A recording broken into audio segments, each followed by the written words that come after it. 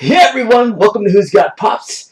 I'm just giving you a different view from my room here, but I went over to Target and I did some shopping and figured I'd show you the pickups with you guys of what I've got and what I purchased, and it's freaking amazing, guys. I didn't buy it today, I bought it yesterday. I just didn't have time. I was doing a different video, so I just really got up, so I look like hell, but it's alright. But anyway, let me tell you what I got at Target. I was out there looking for, I was just getting some basic grocery stuff because I'm going to be out for a few days in New Orleans, the party town capital. I'm going to have a good time out there. But I was like, hey, let me take a look at Target. Let me look at the Funko section. Didn't have much hopes to find anything. And I found a lot of cool stuff down there. So anyway, I want to talk about that real quickly. And also, I just want to talk real quickly. I know I put a video out there about creating content, being a content creator. But one of the questions that I never got into, and I've had a year now to think about it, basically, or almost a year, is what are some of the things that I don't like about creating YouTube videos? I've never kind of explored that, but I'm going to explore it with you guys. So what are the things that I don't like about creating YouTube videos? Okay, let's first start off with the pops, because that's what everybody wants to see, is the pops. The first one I found, which I thought was the most awesome of the three, they're all Batman configurations, and I don't know, these might be new, or these might be ones that have been out there for a long time. I just never knew they were out there. But I found the Professor Radium Batman, glow in the dark. Take a look. Don't know if it's going to show up. Let me move my lighting. There.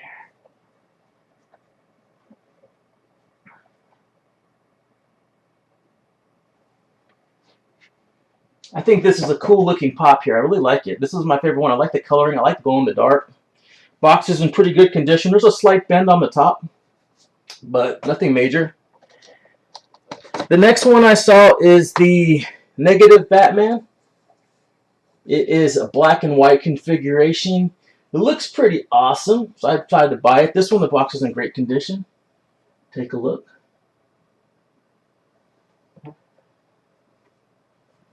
Freaking amazing. All of them are Target exclusives. And one thing I do like about Target, even though they're hard to find, the freaking pops, is that they don't charge you extra for exclusives. I really have a hard time like going to Hot Topic and other places where they want to charge you a premium because it's an exclusive. Like, I'm sorry, I know you pay maybe $1 more for it, but you don't got to pass that buck on to the customer every single time.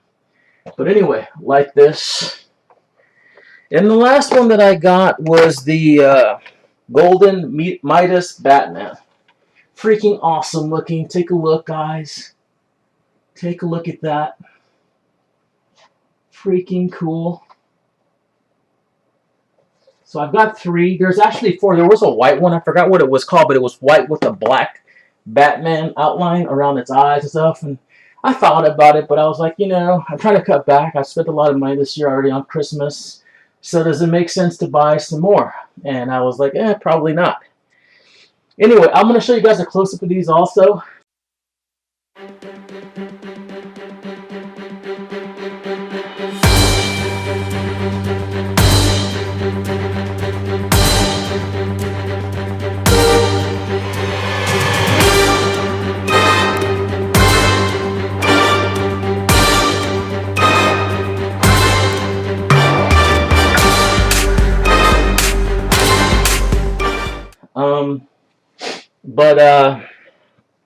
These are the three that I wanted.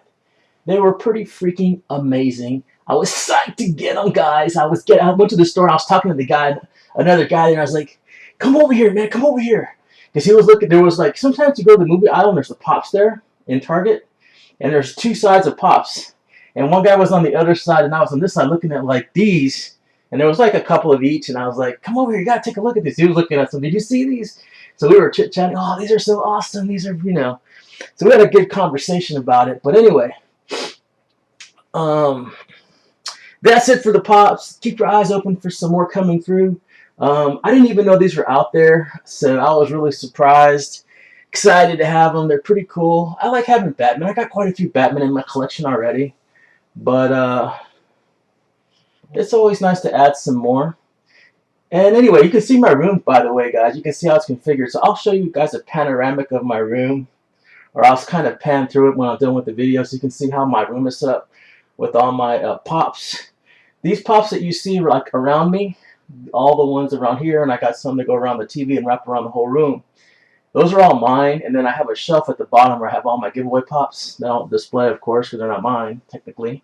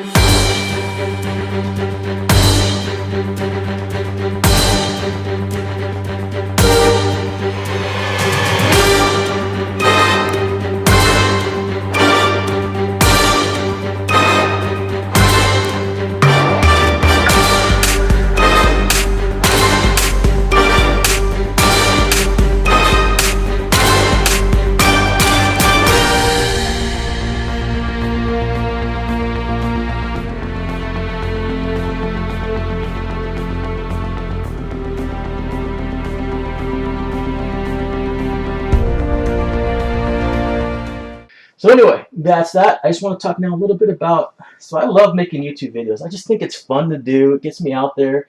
Even if I only get one view, I'm okay with that because I'm just able to express myself. I did videos when I got 0 views. You don't know how many views and how many videos I've created that I've not even published. They're private right now. Like I've privatized them. Sometimes I'll put them up on public, but I keep them private because I made it just for myself. I made it because I wanted to experiment. I wanted to try something different, and I thought this was a good, so I made them and I put them away. But let me tell you some of the things I don't like about making YouTube videos, because that's one thing that probably most people aren't going to tell you. They're going to tell all the good and not the bad. So what don't I like about making YouTube videos? I think the biggest thing is coming up with the ideas. I think let me tell you the hardest thing. Number one thing for me, and I'm not going to say this is for other YouTubers, but I think it is. I think it's a pretty common thing, is getting the motivation to start the video. Once you start the video, it's easy to do it. The video is easy. So there's no issues doing the video once you start. It's just getting that motivation, like, hey, I'm watching TV right now. I'm playing video games. I'm out doing stuff. That stuff's pretty awesome. Do I want to really make a video? So if it's not fun for you, you got to make it fun. You got to make it something you want to do, especially when you're already making, like, I've already made over 100 videos this year. So when you start getting into your first 20 or 30 videos, no problem. You're doing something different every time. It's awesome. It's unique. It's crazy. And it's just something you want to do. But once you start making your 70th, 80th, 90th, 100th video, 110th, you're like, wait a minute, man, this is starting to become a work. This is becoming more than just a fun hobby. And you got to make it fun. But that's one of the hardest things to do, is to try to be get the motivation every day to get up and make the video. So that is definitely a challenge. Another thing is just coming up with ideas that you think people are going to like. And sometimes people don't like them, you know. I've had a lot of videos where I thought, you know, oh, this is the best video ever, and people don't like the video. Um, just because you like something doesn't mean the general population doesn't like, it's going to like it. And you have to come to terms with that, hey, you know, you got to keep moving forward. If you have one bad video, two bad videos, five bad videos, you get negative likes or thumbs downs. You can't take things too personally. So you got to come to terms with that, you know, kind of, you know, throw away, you know, the negative and try to keep the positive. It's a lot easier to say something negative about somebody than it is to say something positive. So whenever you do get a positive, take it for what it is. Because I'm the same way. I'll watch all my favorite YouTube people, like Ethan Finds Out, and I'll watch like Matthew Movies. I'll watch FM. I'll watch We Crawler.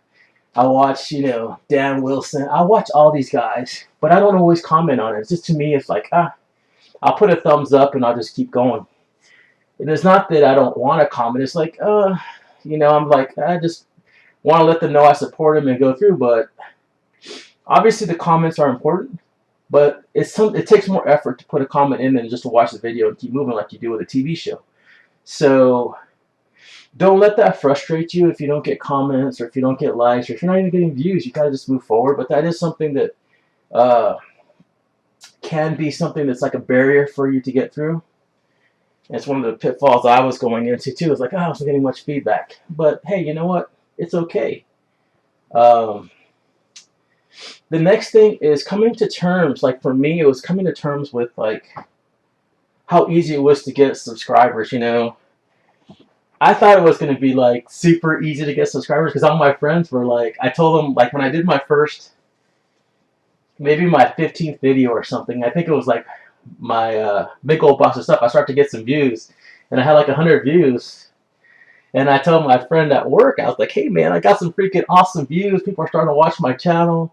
And even though I don't have a lot of subscribers, they're starting to watch it. And he was like, what do you got, like 1 million views? And I'm like, no, I got like 100. And he just laughed and stuff. He said, what do you mean 100? You should get like 1 million views. And so people have a warped dimension or warped thoughts in terms of like, especially people outsiders from YouTube. They're just like watchers or people that just, you know, they watch all the viral videos. And they have this idea of, well, what a normal amount of views is, you know. And it's not true. Actually, if you get over 600 views on a video, you are doing better than 80% of all the videos in YouTube. So keep that in mind. But it's not all about the views, but it's getting over that expectation. It's like, well, why am I not getting 1 million views? You know, I'm giving away stuff every month. Why isn't that not, you know, if everybody knew about this, why wouldn't they, you know, subscribe? It doesn't cost them a penny. But the reality is that offering stuff isn't always isn't something that's going to necessarily get you views. You know what I mean? There's people that offer stuff all the time. You know, on TV, you buy one, you know, Ginsu knife and you get like 100 different products with it. Doesn't mean I'm going to buy that Ginsu knife. So you got to be realistic about what you do. But that was one of the things that I had a hard time overcoming initially, and then I came to terms with it. I was like, you know, after I had about 200 subscribers, I was like, you know, I'm pretty happy with this. This is like, you know, if I can get 200 subscribers, that's what, you know, that might fill up a movie theater. So if I can get 200 views on a video once a month, let's say, that's pretty decent. And I have a lot more than that. I think I have over, like, you know, I think I have, like, total since I've been on the air, I've had over, I think over 30,000 views, something like that. So it's pretty good over the long term. You know, when you consider how much time it's a time for, here's the way I look at it. It's a lot of time for me to make a video. It might take me an hour or two. But when I look at all the view time that people have put in to watch my videos, it surpasses all the time that I put in, even just in one, you know, the whole year. In 1 month of views, it probably surpasses all I've done in a whole year. So it takes people time too. Why do they want to come and look at my channel? But anyway, that was one of the things that I had a hard time with, was just getting people to understand, well, me coming to terms with that subscribers aren't everything. Views aren't everything. It's about trying to do things for me. And if I do it for me and it comes out that people like it also, that's great. But really, it's an opportunity for me to be better and do better things and try to improve with each video and try to be creative as much as I possibly can. So anyway, I just wanted to touch on that. Anything else that I could think of? I think that's it. So I think that we talked about a couple of things. Number one was starting it up, getting motivated to do the video. And that's going to be what starts the person from even starting a YouTube channel. You know, it takes a little bit of work to get it ramped up. Once you get it ramped up and get it moving, it takes less work, but it still takes some work to get up every day and want to do something. I think number two I talked about was just being creative. How do you come up with ideas and stuff like that? How do you, you know, try to make yourself unique and different? Was another number two. Number three, and I don't know if these are in the right order. These are things that we touched upon. Number three was just the coming to terms with the subscribers and the views and understanding like where you fit in and all this, and that's kind of important. And then number four was just coming to terms with doing it for yourself. You know, I know when I first started, I did it for myself, but I also did it because I wanted like people to love me. You know what I mean? I wanted people to like me, and you know, negative stuff I didn't really like very much. I never got very much, so I've been really lucky in that regards. I thought I would get a lot more negative stuff because I just figured I would, but I didn't, and I haven't so far. But if I did, I would come to terms with it. I think I did get one negative thing where somebody thought I was like a what was it? Somebody put a comment in somebody else's video that I was like a child molester. And I'm like, that I would never do that, first of all. That's just stupid. But I took it personally, and I was like, wait a minute, why would I be a child? Because I like Funko Pops? Because they're like toys? That makes me a child molester? Because I would support somebody's channel that might be 16 or whatever, 12. I don't know what they're... I support them because I want them to do good, not because I'm a child molester. I'm trying to get, like, you know, information from them or something like that. It's not me. So, but I did take it personally. I was like, wow, man, that's freaking crazy that somebody would say that they would put one and one together and come up with that. I mean, that's just silly.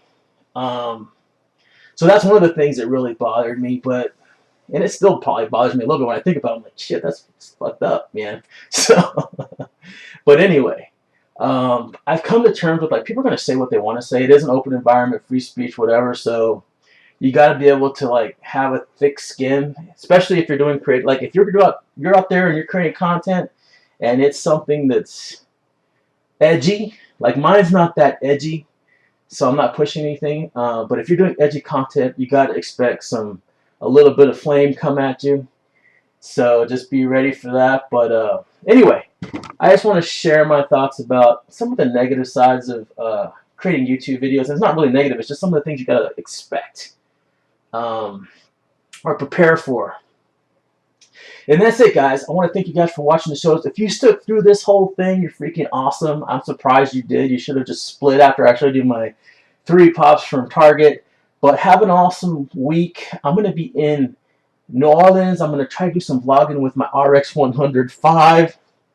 Awesome little camera. I love it. And I'll come back next weekend and I'll try. Well, I'm going to be in Laredo after that, so maybe I'll take some more video in Laredo. But I'm going to try to do some video. I'm going to try to squeeze a video in before the weekend. And that's it. Hope you have an awesome time. Love you from Austin, Texas. Take care, you guys. Be safe, guys. It's crazy right now with the holidays. And I'll talk to you soon.